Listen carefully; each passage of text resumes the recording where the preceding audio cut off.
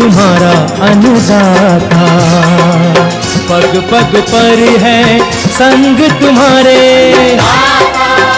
अन्नदाता। लहू किसानों का बन के पसीना सींचता है धरती का सीना। मेहनत का तेरी हक दिलवाने, नई तकनीक नई खोज बताने। पशुधन को गुणवान बनाना, पौध सुरक्षा को सिखलाना, खेती के सब गुर समझाने, भारत का सरताज बनाने। आठों पहर है संग तुम्हारे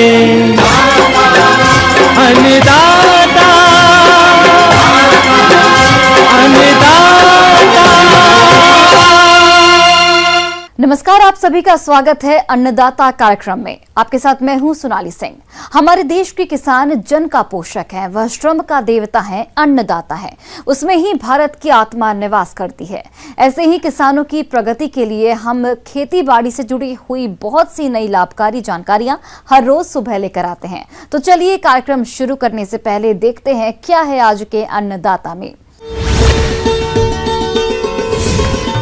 किसान दिवस पर अन्नदाता की विशेष प्रस्तुति।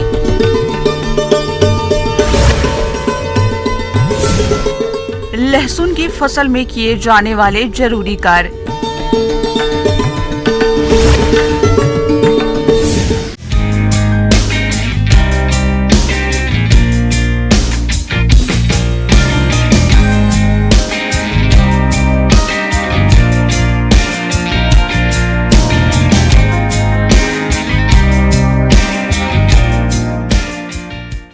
भारत के पूर्व प्रधानमंत्री चौधरी चरण सिंह की जयंती 23 दिसंबर को देश भर में किसान दिवस या राष्ट्रीय किसान दिवस के रूप में मनाई जाती है।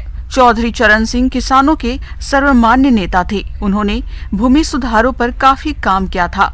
ग्रामीण और कृषि विकास के समर्थक होने के नाते उन्होंने केंद्र में कृषि योजनाओं को रखने के लिए निरंतर प्रयास किए। यह दिवस समाज में किसानों के योगदान और देश के समग्र आर्थिक एवं सामाजिक विकास के महत्व को समझाने के लिए नागरिकों के बीच जागरूकता को बढ़ावा देने के लिए मनाया जाता है। तो इस उपलक्ष्य में देखिए अन्नदाता कार्यक्रम की यह विशेष प्रस्तुति।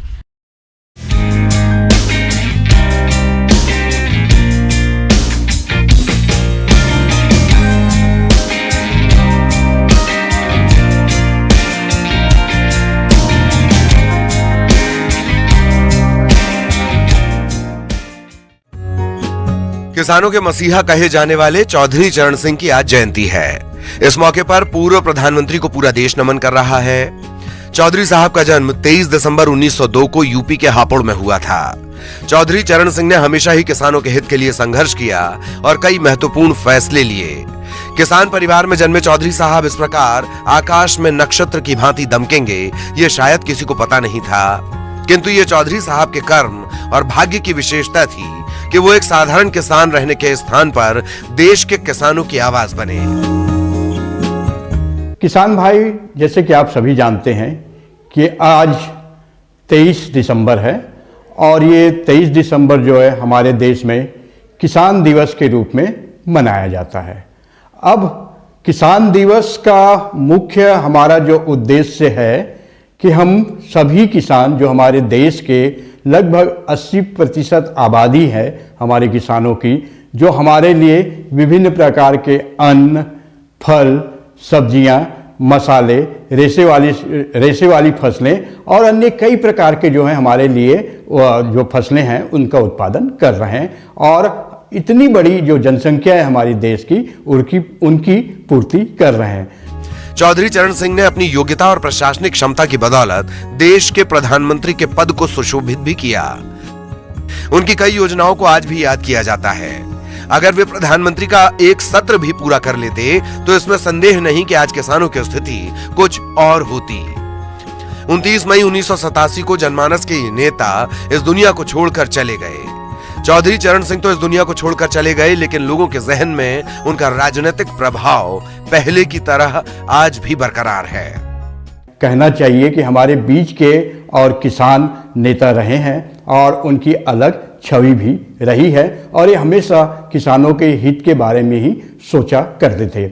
उस समय अगर देखें हम तो किसान की माली हालत बहुत अच्छी नहीं थी। कई प्रकार की जमींदारी प्रथाएं देश में चल रही थी। इसके साथ साथ पूंजीपतियों का भी बोलबाला था, जिससे किसानों को उनकी उपज का जो मूल्य मिलना चाहिए था वो नहीं मिल पाता था और उनकी माली हालत बहुत ही दयनीय थी। इस परिस्थिति में आज जो हम हैं, हमको बाहर निकालने में किसानों के मसीहा चौधरी चरण सिंह जी का नाम सबसे पहले आता है। साल 2001 में सरकार ने चौधरी चरण सिंह के जन्मदिन को किसान दिवस के रूप में मनाने का फैसला लिया। खेती के क्षेत्र में विकास सुनिश्चित करने के लिए राज्य सरकार और ग्रामीण विकास संघों द्वारा इस दिन विभिन्न कार्यशालाएं, प्रदर्शनियां और सेमिनार आयोजित किए जाते हैं। कृषि विभाग के अधिकारी और कृषि वैज्ञानिक गांवों का दौरा करके किसानों और उनसे संबंधित मुद्दों को समझने और उनके कृषि उत्पादन को बचाने के लिए कृषि तकनीकों और विभिन्न प्रकार की बीमा योजनाओं के बारे में समाधान और जानकारी प्रदान करते हैं। तो किसान भाइयों, किसान दिवस का महत्व मुख्य रूप से ये है कि हम सभी किसानों को याद करते हैं जो कि देश हित में, समाज हित में और हमारी जो आर्थिक स्थिति को मजबूत करने में ये जो लगे हुए हैं, इसमें से हम बहुत लोग उनको नहीं जानते हैं। तो इस दिन हम उन जो अच्छे कार्य करने वाले कृषक जो हैं हमारे देश में, उनको हम सम्मानित करते हैं। इसके साथ ही साथ देश के विभिन्न अनुसंधान केंद्र भी हैं और उस अनुसंधान केंद्र में दिन रात हमारे जो वैज्ञानिक मेहनत कर रहे हैं, कृषि वैज्ञानिक, तो उनको भी इस दिन सम्मानित किया जाता है। इसके साथ ही साथ हमारे कृषि विभाग के हमारे बहुत से ऐसे बैंक के साथी हैं जो किसानों की मदद करते हैं। ऐसे हमारे जो आदान प्रदान करने वाले साथी हैं जो किसानों को अपनी खेती में मदद करने में सहायक होते हैं, उनको भी हम इस दिन सम्मानित करते हैं। और इसी कड़ी में आपका अपना न्यूज चैनल हर रोज अन्नदाता कार्यक्रम के जरिए आप सभी से जुड़ता है। पिछले 1 दशक से भी ज्यादा समय से देश और प्रदेश के किसानों के बीच कृषि की उन्नत तकनीकी, लाभकारी योजनाएं, मौसम आधारित कृषि सलाह और ताजा मंडी भाव की जानकारी आप तक पहुंचाने का काम करता है। किसानों के बिना जिंदगी और दुनिया का अस्तित्व सोचा भी नहीं जा सकता। ये बहुत ही खुशनसीबी की बात है कि हमारे समाज का एक वर्ग ऐसा है जो हमारे भरण पोषण का काम देखता है और इसके बदले में यदि हम उनके अधिकारों की रक्षा कर पाए, उनका जीवन स्तर ऊपर उठा सके, तो इससे बेहतर कुछ और नहीं हो सकता। इसीलिए भी किसान दिवस मनाना जरूरी है। जो कृषि में नई क्रांति चल रही है या जो आधुनिक खेती हमारे बीच में चल रही है, तो इसके बारे में जागरूकता पैदा करना और खेती के नए नए तरीकों को उनको बताना ताकि वो अच्छे से खेती कर सकें। नई नई फसलें, नई नई किस्में, नई जातियां, अधिक उत्पादन देने वाली जातियों का वो अपने खेती में समावेश कर सकें और अधिक से अधिक उत्पादन लेकर अधिक आर्थिक लाभ ले सकें। कृषि प्रधान देश भारत में किसी भी विकासशील देश से ज्यादा कृषि योग्य भूमि है, लेकिन कृषि के साधन और कृषि करने वालों के लिए पर्याप्त सुविधाएं नहीं हैं। जलवायु परिवर्तन जैसे प्राकृतिक और युवाओं का कृषि से मोहभंग होकर किसी आसान तरीके से पैसा कमाने की ओर रुझान होना भी इसके लिए जिम्मेदार है।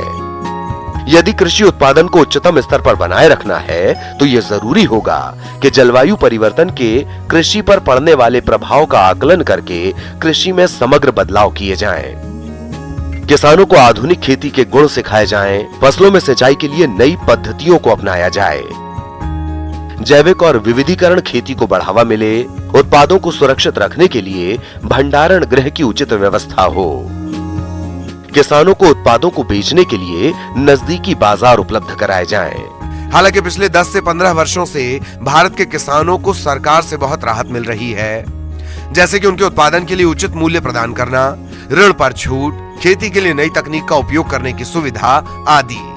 लेकिन अभी भी किसानों और उनकी कृषि पद्धतियों की स्थिति में सुधार करने के लिए बहुत कुछ किया जाना बाकी है। और जब हर किसान शिक्षित और अपने अधिकारों को पहचानने लगेगा, तभी हमारा देश सही अर्थों में एक विकसित देश बनेगा। किसान भाइयों, अब लेते हैं एक छोटा सा ब्रेक।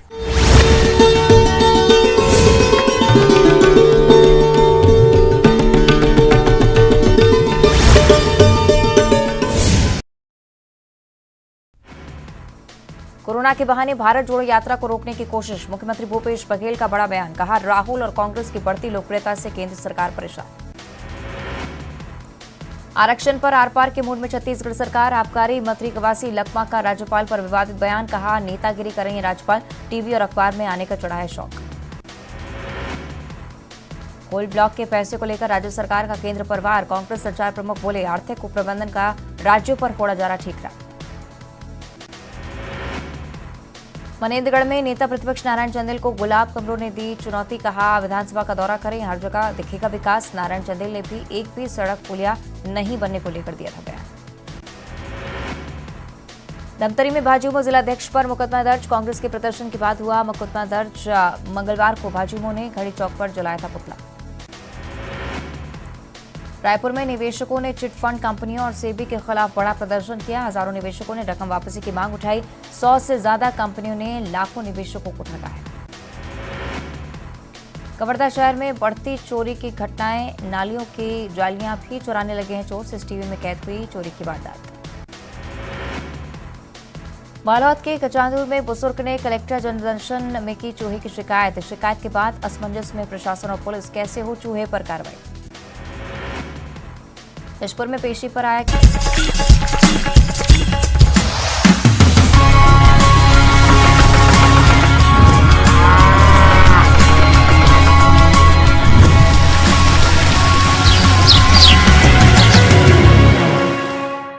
ब्रेक के बाद आप सभी दर्शकों का अन्नदाता में स्वागत है।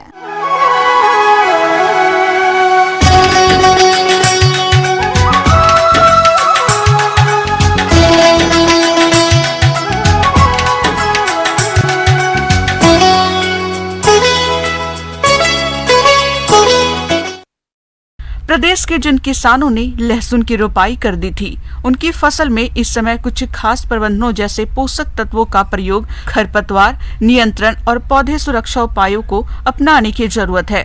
तभी इस फसल की बढ़वार ठीक ढंग से होगी और अच्छा उत्पादन मिलेगा। तो चलिए लहसुन की फसल के प्रबंधन के बारे में जानते हैं विषय विशेषज्ञ संजीव श्रीवास्तव से।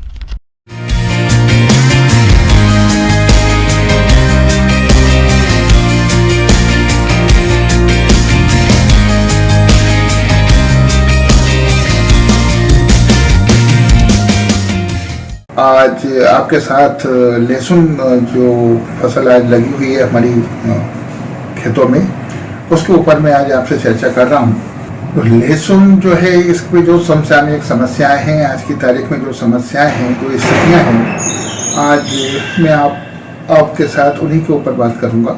तो सबसे पहले अपन स्टार्ट करते हैं वीड्स। वीड्स मतलब होते हैं खरपतवार। ये खरपतवार जो होते हैं, ये हमारी फसल के सबसे बड़े दुश्मन होते हैं। ये हर तरीके से हमको नुकसान ही नुकसान पहुंचाते हैं, इनसे हमको फायदा कुछ भी नहीं है। वो खरपतवार का नियंत्रण करना, खरपतवार को खेतों से दूर रखना, इसका प्रयास तो किसान भाइयों हमें लहसुन बोने के प्रथम दिन से ही स्टार्ट कर देना चाहिए। और खेती में, खासतौर से लहसुन की खेती में निंदाई गुड़ाई के महत्व को तो आप बहुत अच्छी तरीके से जानते होंगे।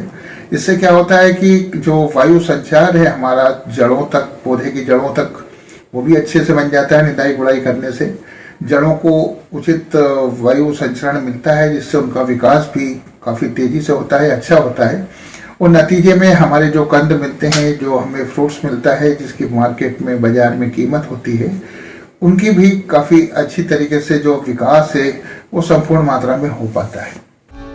किसान भाइयों, लहसुन की फसल में खाद उर्वरकों की मात्रा भूमि की उर्वरता पर निर्भर करती है। सामान्य तौर पर प्रति हेक्टेयर 20 से 25 टन पकी गोबर और 100 किलोग्राम नत्रजन, 50 किलोग्राम फास्फोरस और 50 किलोग्राम पोटाश की आवश्यकता होती है, जिसमें से फास्फोरस और पोटाश की पूरी मात्रा तथा यूरिया की आधी मात्रा खेत की अंतिम तैयारी के समय भूमि में मिला देनी चाहिए। शेष नत्रजन की मात्रा को खड़ी फसल में 30 से 40 दिन बाद खेत में पर्याप्त नमी होने पर छिड़काव करने से फसल की बढ़वार अच्छी होती है और लहसुन का उत्पादन अधिक मिलता है। सिंचाई वैसे ठंड के दिनों में कई जगह पे अभी बेमौसम बारिश हो गई है तो जरूरत नहीं होगी। यदि अगर नमी आपके उसमें कम है या आप सिंचाई करना चाहते हैं, आप अगर बहाव पद्धति का उपयोग करते हैं, फ्री फ्लड जमीन में पानी देते हैं, तो वो काफ़ी अच्छा होता है फसल के लिए। नीचे तक नमी बनी रहती है, उसके जड़ों तक पहुंचती भी है, और उसका जो असर रहता है कि आपके खेत में जो मॉइस्चर है, जो नमी है, उसका असर भी लंबा रहता है। और किसी भी फसल उत्पादन में बहाव सिंचाई पद्धति को अच्छा ही पाया गया है, उसका भी उपयोग कर सकते हैं। और नमी आपको बनाए रखना है, ये आपको ध्यान देना है। किसान भाइयों, लहसुन की फसल को रस चूसक कीट अधिक नुकसान पहुंचाते हैं, जिसकी वजह से फसल के उत्पादन में भारी कमी आती है और किसानों को आर्थिक नुकसान झेलना पड़ता है। इसीलिए आप इनकी पहचान कर समय रहते नियंत्रण करें।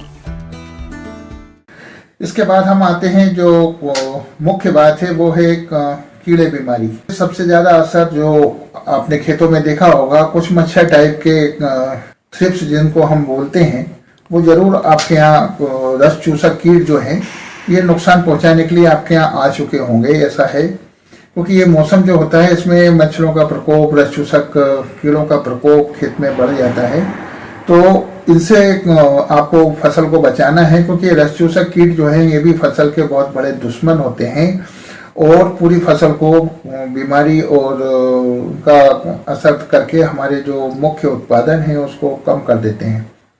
रस चूसक कीट जो है इनको समाप्त करने का सबसे अच्छा जो तरीका है, तो रासायनिक विधियों का उपयोग आप इसमें कर सकते हैं। तो जो सबसे ज़्यादा दवाइयाँ इसकी तारीख में यूज हो रही है उसका नाम इमिडाक्लोप्रिड है, एसिडामेप्रिड है, और ये बहुत कम मात्रा में भी अच्छे रिजल्ट देती हैं। तो अब आपने अपने खेतों में जिस हिसाब से इनको डेवलप कर रखा है उस हिसाब से आप मात्रा का निर्धारण जो है 5 से 10 ग्राम प्रति टंकी तक कर सकते हैं, और ये आपको उनको नष्ट करना लेकिन आवश्यक है। किसान भाइयों, लहसुन की फसल का सबसे हानिकारक रोग है बैंगनी धब्बा रोग, जिसे हम पर्पल ब्लोच के नाम से भी जानते हैं। इस रोग के प्रकोप से फसल के उत्पादन पर बुरा असर पड़ता है। इसीलिए आप इस रोग के प्रमुख लक्षणों के आधार पर पहचान करके सही समय पर नियंत्रण करें। इन मुख्य कीड़ों के अलावा कुछ बीमारियां भी हैं जो इस समय आपको किसान भाइयों अपने खेत में दिखने लगी होंगी। छोटे छोटे बैंगनी स्पॉट आपको पत्तों पे नजर आते हैं, जो धीरे धीरे बड़े होकर के और वो पर्पल ब्लास्ट जिसको हम कहते हैं, इस पर्पल ब्लास्ट का रूप धारण कर लेते हैं और फसल को में बैंगनी धब्बों का बड़ा रोग हो जाता है। और ये पत्तियां झुलसी हुई सी लगती हैं, लटक सी जाती हैं, तो ऐसा लगता है कि ये एक पूरी झुलसी हुई पत्तियां हैं। ये रोग भी काफी नुकसान पहुंचाता है हमारी फसल को। तो अभी आप इसके अंदर कार्बेंडाजिम डाल सकते हैं। इसके अलावा मेटलिक मेनकोजेब एक आता है, ये काफी प्रभावी पाया गया है और आपके बाजार में अभी भी उपलब्ध है टाटा मास्टर के नाम से, और इसका उपयोग आप इसके लिए कर सकते हैं। तो किसान भाइयों, इसके अलावा तो और कोई खास ऐसी बताने लायक इस समय जो सामयिक स्थितियां हैं वो मेरे ख्याल से मैंने सब कंट्रोल, जो नियंत्रण है, रोकथाम है, या जो परेशानियां हैं, जो समस्याएं हैं इस समय की, वो सारी अपन ने इसमें ली है। आगे और भी है खेती बाड़ी से जुड़ी हुई बहुत सी रोचक जानकारियां। यहाँ रुकेंगे एक और छोटे से ब्रेक के लिए।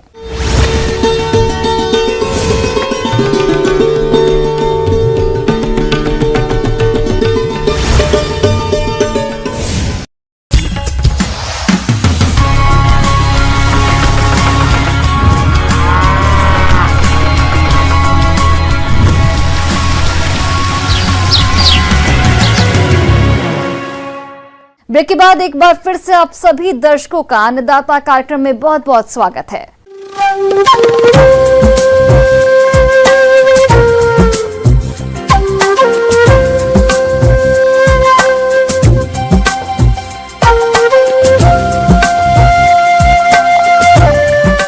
मौसम विभाग के रिपोर्ट पर साप्ताहिक कृषि सलाह इस प्रकार है।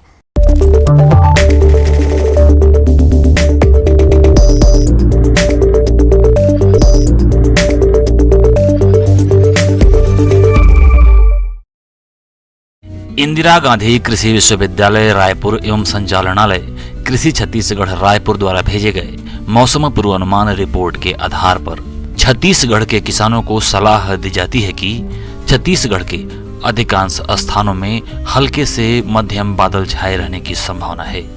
इस दौरान हवा में 60 से 85% नमी रहने की संभावना है।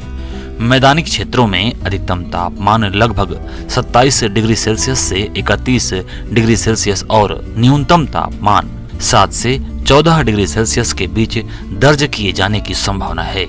आने वाले दिनों में हवा विभिन्न दिशाओं से चलने की संभावना है। इसकी गति लगभग 2 से 4 किलोमीटर प्रति घंटा रहने की संभावना है।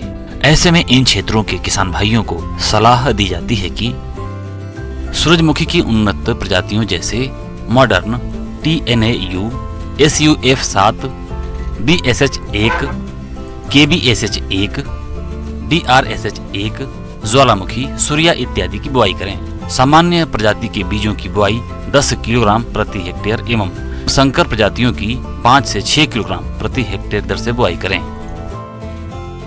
किसान भाई गेहूं की शीघ्र पकने वाली प्रजातियों की बुआई कर लें। इसके पश्चात बुआई करने पर बीज की मात्रा 25% तक बढ़ा दें। देर से बुआई के लिए 125 से 150 किलोग्राम बीज प्रति हेक्टेयर दर से उपयोग करें। पहली सिंचाई बोने के 20 से 25 दिनों में शीर्ष जड़ प्रवर्तन की अवस्था में करनी चाहिए। समय से बोई गई चने की फसल जब 15 से 20 सेंटीमीटर की हो जाए या 35 से 40 दिनों की होने पर खुटाई अवश्य करें। अरहर की फसल में फली छेदक कीटों के नियंत्रण के लिए इंडोक्साकार्ब 14.5 SC की 353 से 400 मिलीलीटर मात्रा प्रति हेक्टेयर की दर से छिड़काव करें। सरसों की पहली सिंचाई बुआई के 25 से 30 दिनों के बाद 4 से 6 पत्ती अवस्था पर करनी चाहिए। टमाटर, बैंगन, मिर्च एवं गोभी वर्गीय सब्जियों की तैयार रोपणी को खेत में लगाएं। पिछले माह रोपण की गई सब्जियों में गुड़ाई कर नाइट्रोजन उर्वरक प्रदान करें। अधिक ठंड की अवस्था में भिंडी में पित्त सिरा रोग की समस्या आती है, अतः दैहिक कीटनाशी का छिड़काव करना आवश्यक है। प्याज की तैयार पौध का रोपण करना चाहिए। प्याज की शीर्ष की 1/3 पत्तियों को काटकर ही रोपण करना चाहिए। मटर की फसल में चूड़ी फफूंदी रोग की निगरानी करते रहें। इस रोग में पत्तियों, फलों और तनों पर सफेद चूर्ण दिखाई पड़ता है। इस रोग से बचाव के लिए फसल में सल्फेक्स दवा 3 ग्राम प्रति लीटर पानी के हिसाब से घोल बनाकर छिड़काव करें। पपीता की फसल में हर 15 दिन के अंतराल पर कॉपर ऑक्सीक्लोराइड का स्प्रे करें। कृषक बंधु केला की फसल में मिट्टी चढ़ाने का कार्य करें। दुधारू पशुओं को भरपूर पानी पिलाएं, अत्यधिक ठंडा पानी न पीने दें। पशुओं को 25 से 30 ग्राम मिनरल मिक्सचर प्रतिदिन चारे के साथ मिलाकर अवश्य खिलाएं।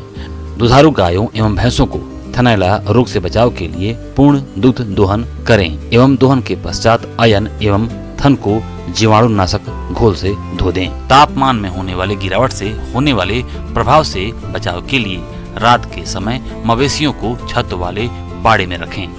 नवजात बछड़ों, मेमनों आदि को ठंड से बचाने के लिए फर्श पर पेरा का गहरा बिछावन बिछाएं। पशु बाड़े एवं मुर्गियों के घर में यदि खिड़कियां न लगी हों तो ठंडी हवा से बचाव के लिए खिड़कियों पर बोरे लटकाएं।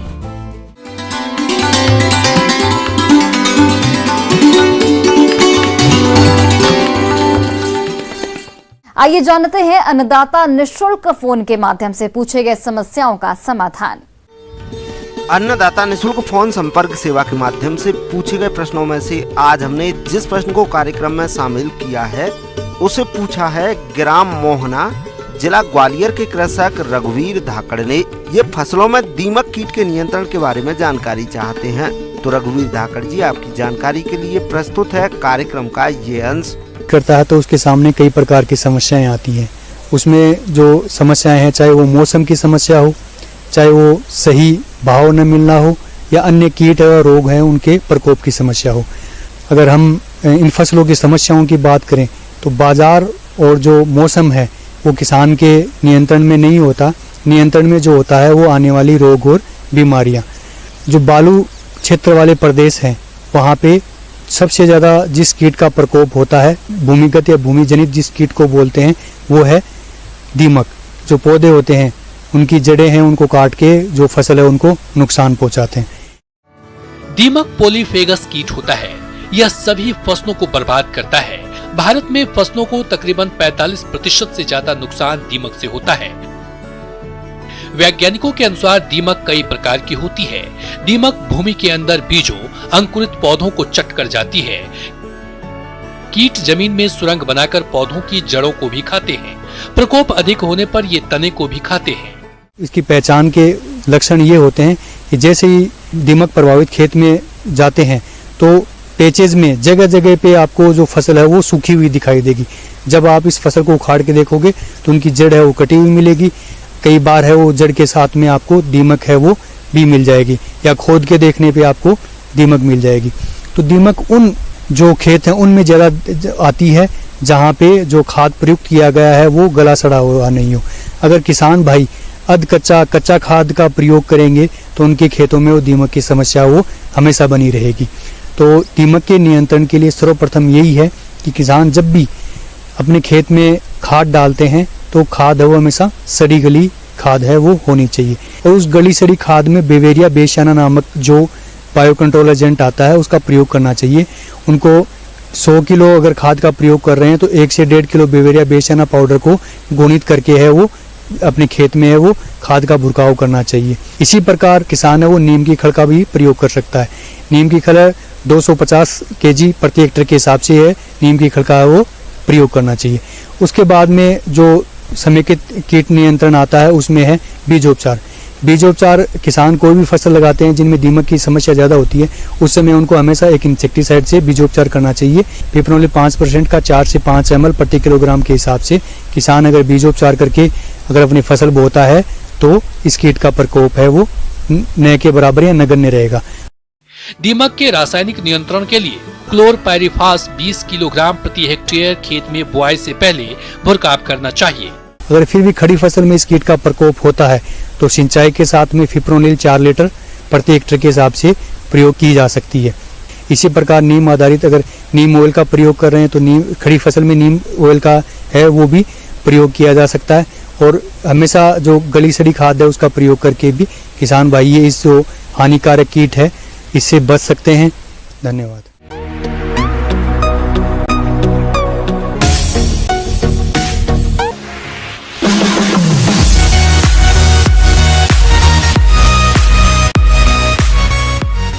एक नजर डालते हैं राज्य के कुछ मंडियों के प्रमुख फसलों के बाजार भाव पर।